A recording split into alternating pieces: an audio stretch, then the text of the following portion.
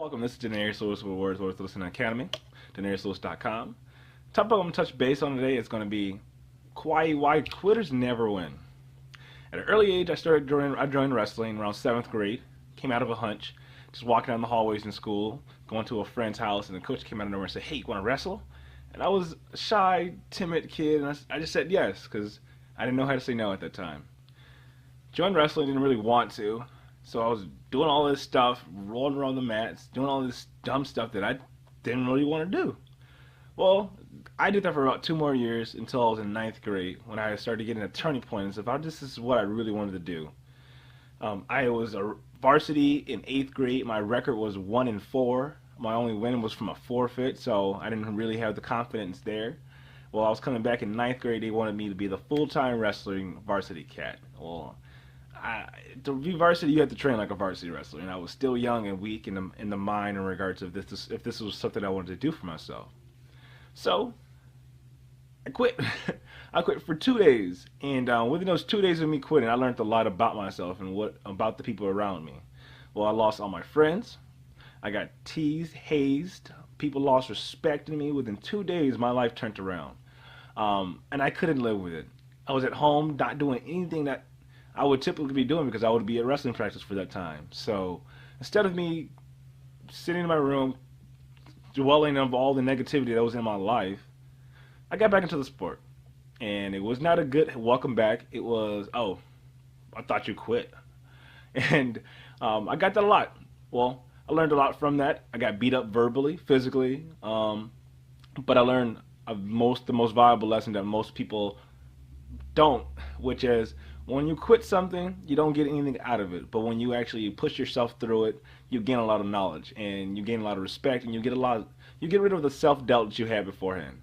Well, I joined wrestling in 9th grade, and my record at the end of that year was 1-10. Well, it didn't really go as I planned. Well, I started training harder. I started training in the summer, in the spring, year round. I turned my one season in the winter to a year-round season. Well, I came back my sophomore year. I wrestled my butt off, got beat up by all the varsity guys, and I was a varsity wrestler, so my record was 18-16. In the previous year, I was 1-10. Well, my junior year, I was 29-10. My senior year, I was 29-6.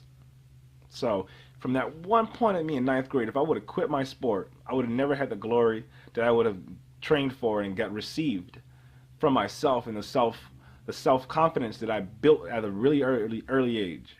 All conference ranked 8th in state in Minnesota.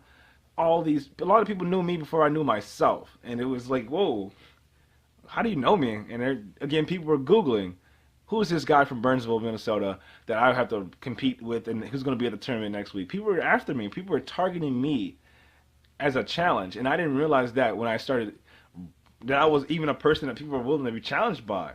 So when you quit something, you're really putting yourself in a turning point of if you don't go back, if you quit, if you really don't push yourself, you will never ever be pushed.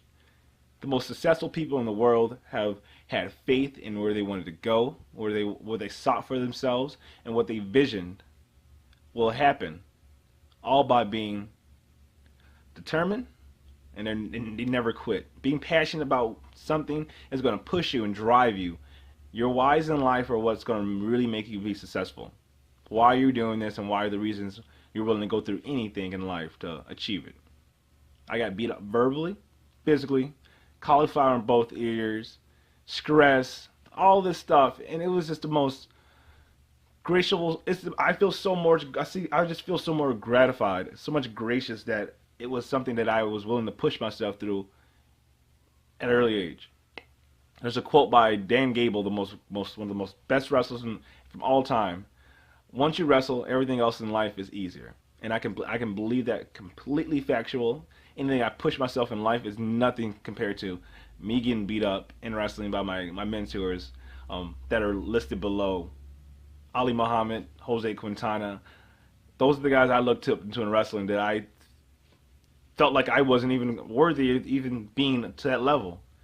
Well, I trained with those guys. I trained with Dylan Ness. I trained with Robert Fisher from Mankato. I trained my butt off and got beat up. But I learned the most valuable lesson. No one else in the room was willing to get beat up for fun, to learn something mentally. So that's my quick brief moment of what quitters can do, and when you do quit something you won't be able to do. Again, this is Denarius Lewis from Words Worth Listening. Subscribe to the YouTube channel. Comment below if you have any questions. I'd love to respond. I respond to anything that's positive. Even if it's negative, I'll give you something that's positive to reflect about. So thank you guys for watching. You guys have a nice day.